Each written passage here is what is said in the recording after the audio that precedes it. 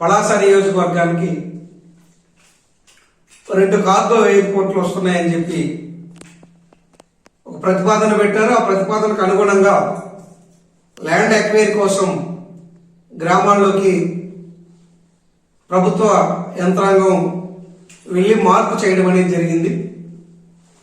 వాస్తవంగా ఒక వెనకబడ్డ శ్రీకాకుళం జిల్లా ఉద్దానం 2 కార్గో ఎయిర్పోర్ట్లు వస్తున్నాయి. దీన్ని ఎలా చూడాలి? ఇది అభివృద్ధి? ఎవరి ప్రయోజనాలు దీని అనుకున్నాయి? అసలు ముందు ఆ ప్రాంతంలో పలాస నియోజకవర్గంలో మందస మండలం బేతాలపురం, బిడిమి, లక్ష్మీపురం, అలాగే వజ్రకొత్తూరు మండలం చీపురుపల్లి, గునుపల్లి, మెట్టూరు, ఈ 5 రెవెన్యూ విలేజ్ల్లో 1400 ఎకరాలు భూమిని సేకరిస్తున్నారు. వాస్తవంగా పబ్లిక్ హియరింగ్, ప్రజా అభిప్రాయ సేకరణ చేయకుండా ఈ రకమైనటువంటి ప్రభుత్వ యంత్రాంగం వెళ్ళి మార్పు చేయడం అనేది సరైన పద్ధతి కాదు. పచ్చని ఉద్దానం 1/2 కిలోమీటర్కి ఒక గ్రామం చెప్పుకున్నా ఉంది, విస్తృతంగా జనాభా ఉన్నటువంటి ఏరియా. ఇలాంటి ఏరియాలో ఎయిర్పోర్ట్ తెచ్చే అభివృద్ధి అని మాట్లాడడం సరైనది కాదు. అభివృద్ధి అంటే ఏంటి? ప్రజలు ఏం కోరుతున్నారు అది చేయాలి.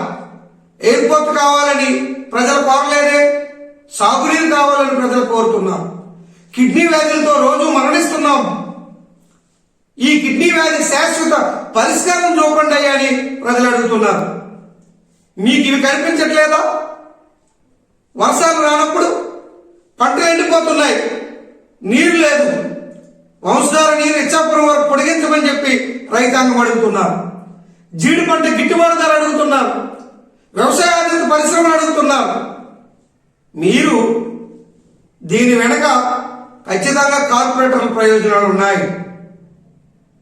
దీని వెనక కోస్టల్ కారిడార్లో గత 20 ఏళ్ల కిందటే తీర ప్రాంతం భూములు మొత్తం సేకరించేటటువంటి ఒక కార్యక్రమం మొదలైంది. అందులో భాగంగా ఒకటి ముందుకొస్తా ఉంది.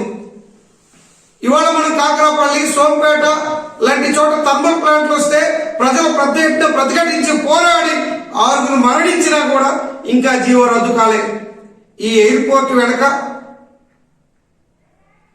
అభివృద్ధి అనే ఒక పదం పెడుతున్నారు. చాలా మంది కూడా మన తీరానికి ఎయిర్పోర్ట్లు రాకూడదా, మనం అభివృద్ధి చెందకూడదా, మనకు ఉద్యోగాలు రాకూడదా, మనం ఇలాగే ఉండిపోవాలా మాట్లాడుతూ ఉన్నారు. అభివృద్ధి జరగాల్సిందే. అభివృద్ధిని అందరం స్వాగతిద్దాం. కానీ అభివృద్ధి అంటే ఏంటి? మీకు నచ్చింది తీసుకొచ్చి ప్రజల మీద పెట్టి అభివృద్ధి అని చెప్పి మాట్లాడతారా? ఇది కాదు. విమానాశ్రయాలు కాదు, ప్రజా అవసరాలు తీర్చండి, రైతాంగం అవసరాలను గుర్తించండి, ప్రజలకు ఉపయోగపడే పరిశ్రమలు తీసుకురండి.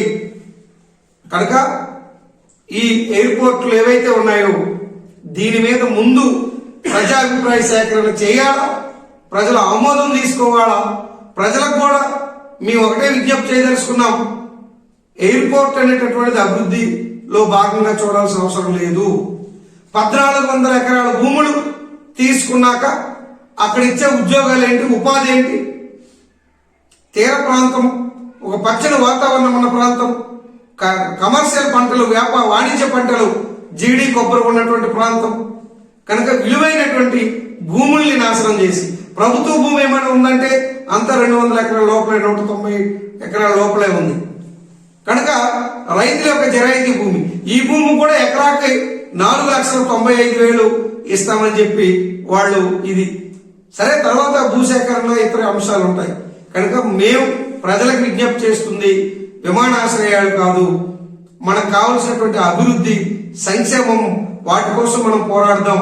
అలాగే ప్రభుత్వాలు ప్రజలకు అవసరమైన సంక్షేమం ఏవి చేపట్టినా, అభివృద్ధి చేపడితే దాన్ని స్వాగతిస్తాం.